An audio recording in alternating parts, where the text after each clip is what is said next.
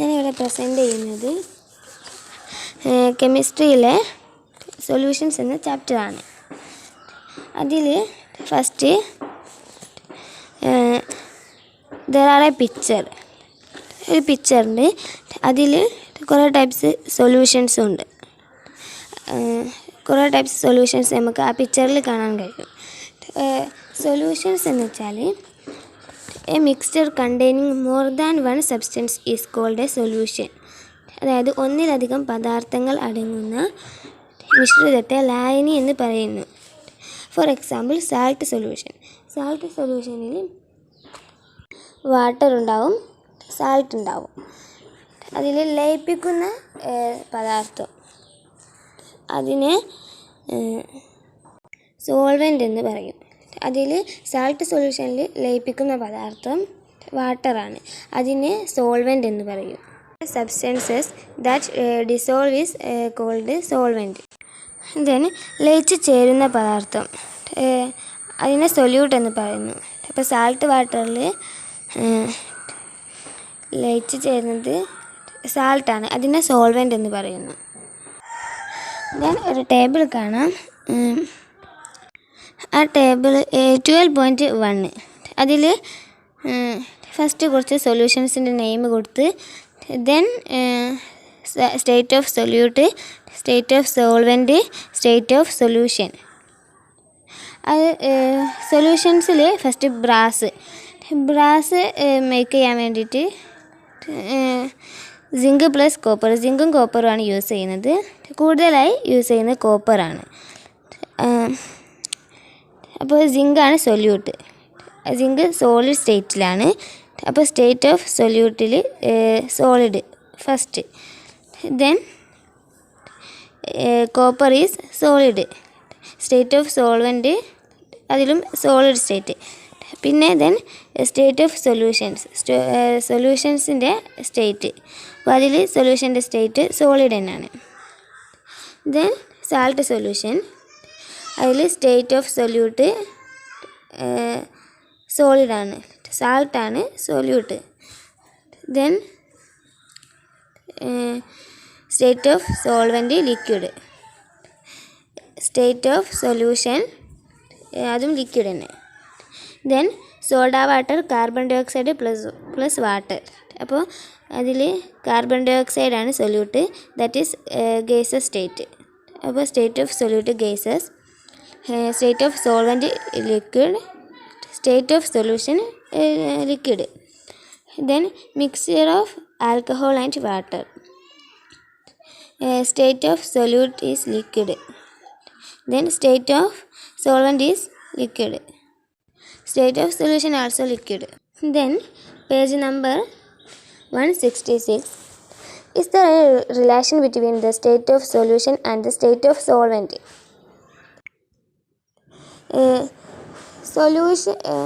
സൊല്യൂഷൻ്റെ സ്റ്റേറ്റിലും സോൾവെൻറ്റിൻ്റെ സ്റ്റേറ്റിലും ആൻഡ് സ്റ്റേറ്റുമായിട്ട് എന്തെങ്കിലും റിലേഷൻ ഉണ്ടോയെന്നാണ് ചോദിച്ചത്.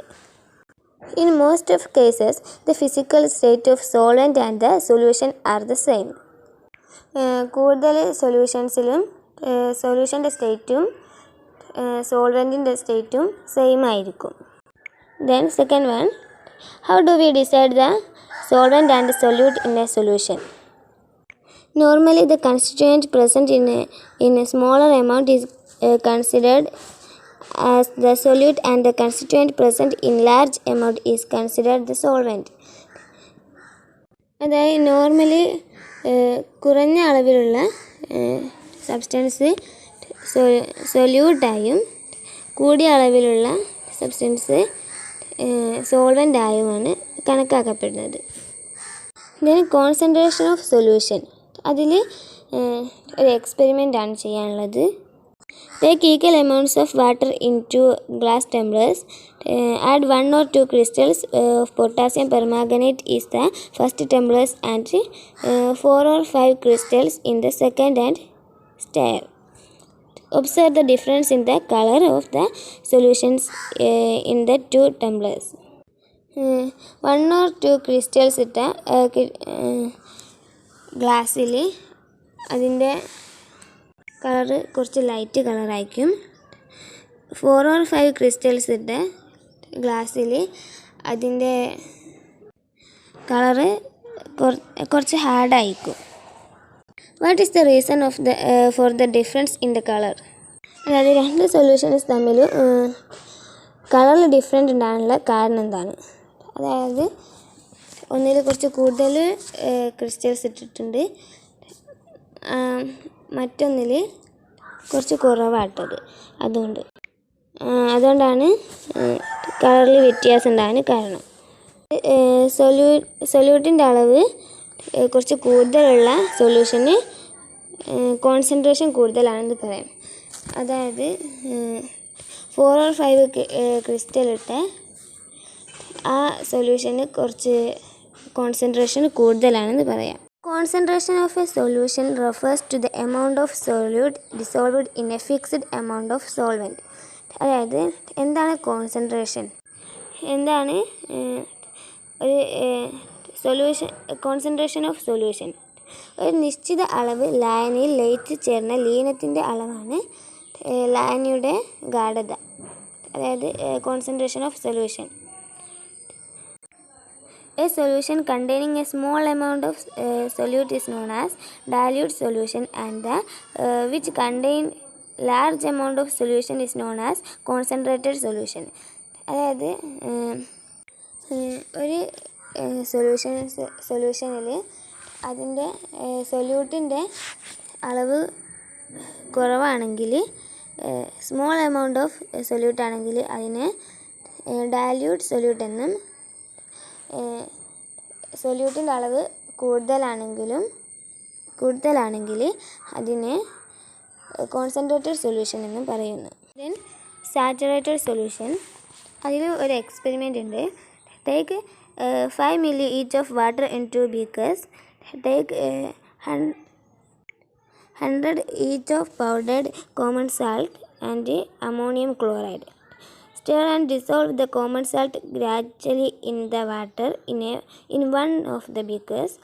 Continue doing this till no more salt dissolved. Such a solution in which maximum amount of solution has been dissolved it is known as saturated solution. 2 ബീക്കറിൽ 50 ml വീതം water എടുക്കുക. 100 gram ഉപ്പും ammonium ക്ലോറൈഡും എടുക്കുക.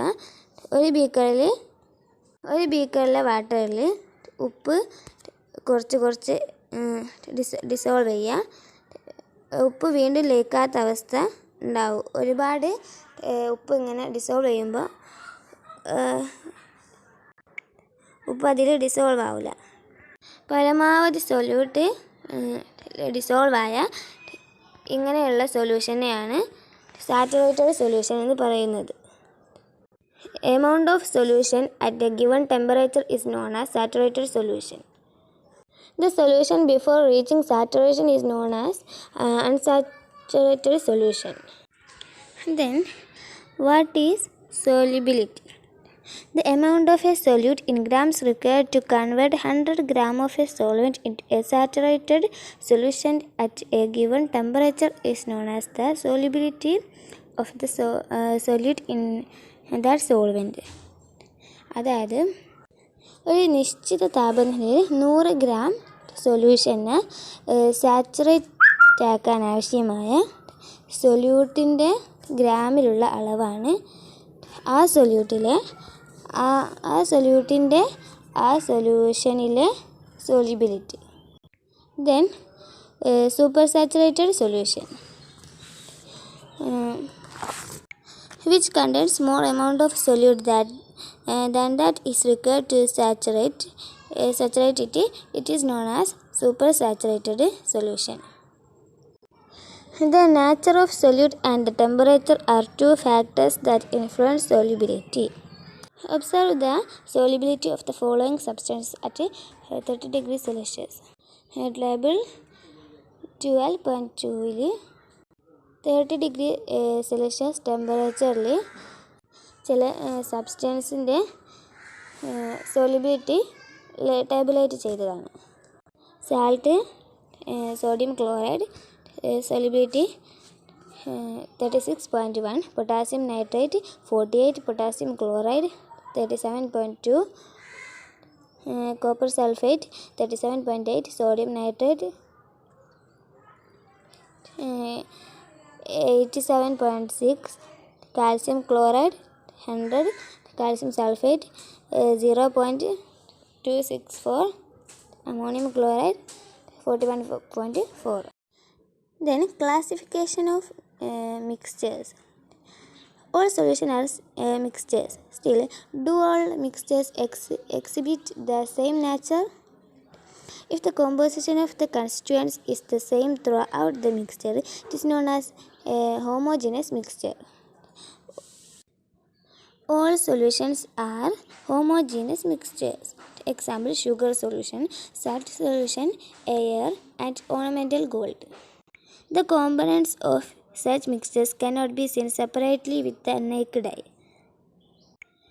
And then heterogeneous mixture. What is heterogeneous mixture? Heterogeneous mixture: if the components in a mixture are not distributed uniformly, it is known as heterogeneous mixture.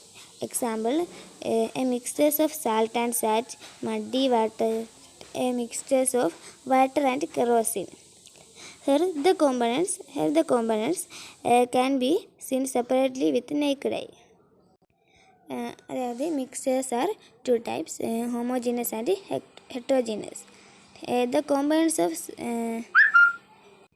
mixtures cannot be seen separately with the naked eye in the homogeneous mixtures, and the components can be seen separately with naked eye in heterogeneous mixture. Okay. Then true solution, colloid and suspension. Let's do an experiment. The equal amounts of water in 3 separated beakers. Add copper sulfate crystals in the first, milk in the second, and chalk powder in the third beaker. Stir them well. Keep the beakers undisturbed from some time. Page number 169 figure 12.3 കാണാം. അതിൽ first ബീക്കറിൽ copper sulphate plus water, second milk plus water, third chalk powder plus water. Then stir it again and pass an intense beam of light through the sides of the 3 beakers. In the first beaker, that is copper sulfate plus water, we cannot see the path of light beam. Why cannot see the path of light beam? The particles is so small that it cannot be seen with the naked eye. Since the particles are very minute, they cannot scatter beam of light. Hence, the path of light beam is not visible. Then, the beaker 2. Can we see the path of light beam? The particles size is larger than the mixture in beaker 1. These particles scatter light so that the path of light becomes visible. Then beaker 3, chalk water plus water. Particle size is bigger, hence the beam of light, thus making the path of the beam visible. അപ്പോൾ first beaker, അതായത് copper സൾഫേറ്റിലും plus വാട്ടറുള്ള ബീക്കറിൽ പ്രകാശപാത, path of light beam visible അല്ല. Second milk plus water ബീക്കറിൽ path of light beam visible ആണ്. അതിലെ പാർട്ടിക്കിൾസിൻ്റെ സൈസ് ബീക്കർ 1 പാർട്ടിക്കിൾ സൈസിനെക്കാട്ടിലും വലിയതാണ്. Then beaker 3 chalk powder plus water, അതിലെ പാർട്ടിക്കിൾസ് വലിയതാണ്. So we can see the light beam. In the beaker 1, particles cannot be separated by filtration. In the second beaker, particles cannot be separated by filtration. That also particles cannot be separated by filtration. The third one, particles can be separated by filtration. അതായത് beaker